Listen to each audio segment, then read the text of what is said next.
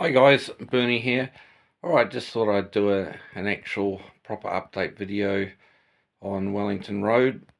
My O-gauge micro layout, which is fast becoming shelf layout size. They're both actually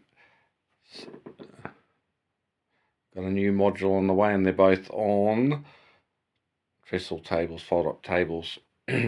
Okay, so yes, so you've seen some running sessions on there.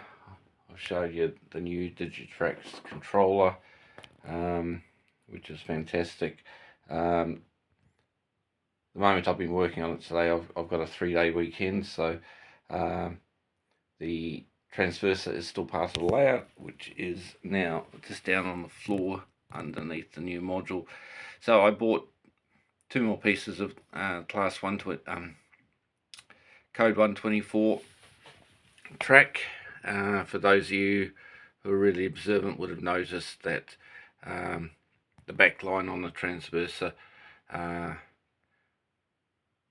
sort of only went about 2/3 the length, maybe closer to half.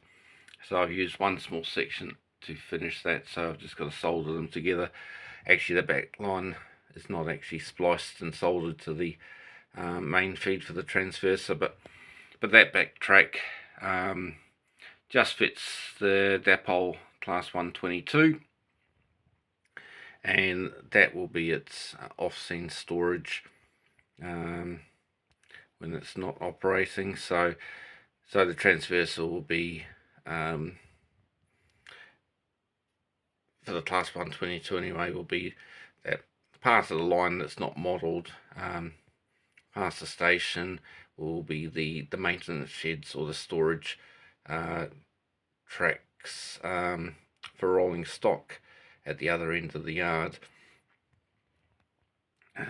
Okay, so yeah, probably tomorrow that'll be put back on. But anyway, I thought just want to keep this brief, but I've added a section here which is not as wide as the existing part of the micro layout, which is 600mm wide.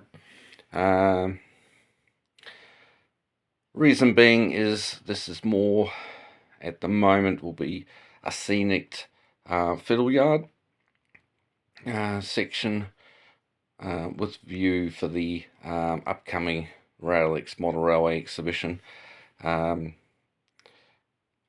would like to probably have this as when I have a complete dedicated room. The layout can be in a U shape, and this can be one of the narrower Scenic sections between two larger or wider Scenic switching areas. So yeah, just see how we go, what the plans are. But yeah, I've had some feedback that the trains don't go too far. Surprisingly, it's actually quite good operation in a small area, and when you're just running branch line stock, small tank engines and small Type 1 diesels through a yard, prototypical at a slow prototypical speed, it actually gets it can be up to a 15-second run from the Transversa, maybe 20 seconds to the end of the line. You know, it's actually surprisingly good. It's not like the locos can only sort of move their own length or a few seconds worth. Anyway, I like it, and that's the main thing. I model for myself, and I like to show off what I can do, and just illustrate mainly that people like myself that don't have a dedicated model railway room or a lot of space or a huge amount of modelling funds, you can actually still have O-gauge for a reasonable price if you shop around in a small space and have a heap of fun with it.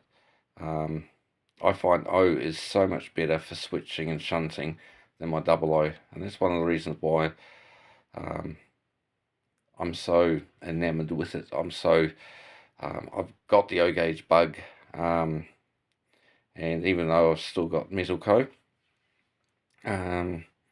which I still have a couple of running issues with a couple of points. I'm much preferring the O gauge, but that's not to knock double O in any way, shape or form.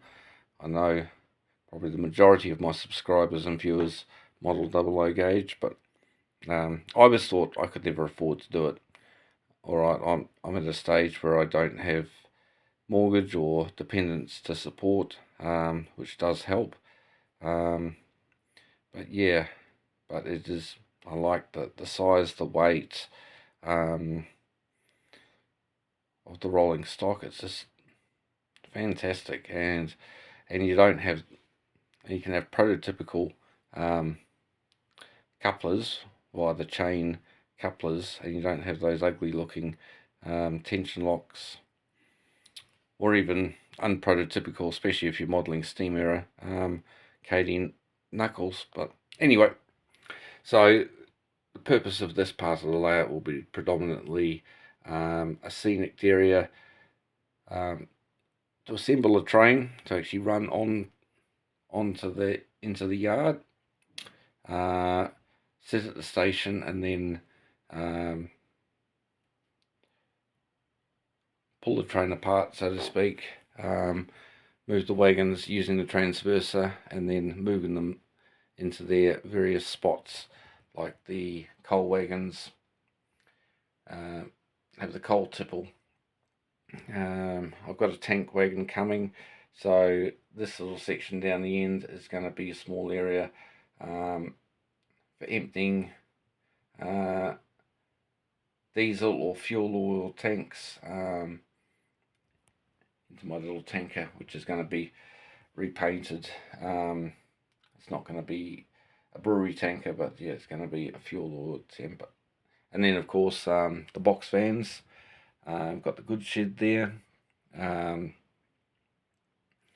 come across an old Triang Mark II O gauge coach, which I'm going to modify into a parcels or a Royal Mail coach. So that'd be another thing of operation, which could either unload in the goods shed or could unload at the platform. So yeah, and then yeah, with a bit of a shunting roster, you can drop off wagons, pick up wagons, and then start and finish the operations on the new section, which will probably stay as a single track until the end of the exhibition. We'll see how we go there. Alright, so that's about all I've done in the last few days. The track has just been glued down. As soon as I've got this wired, and I've got to mount this Digitrax LocoNet panel on this module somewhere, and wiring, got to get a longer RJ12 plug lead that goes back to the main controller, the main brain of the whole operation, the DCS 210 Plus.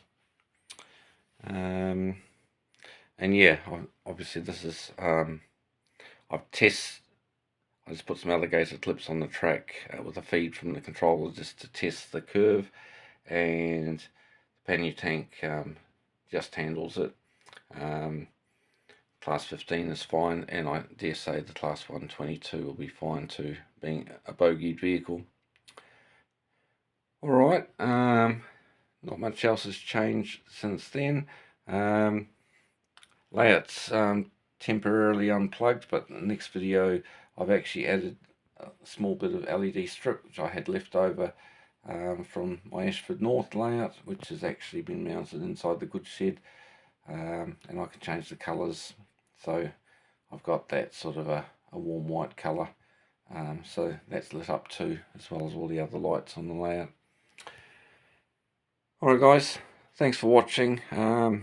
Like and subscribe, and feel free to give me feedback and any suggestions or ideas. And we'll catch you next time. Thanks for watching. Happy modelling.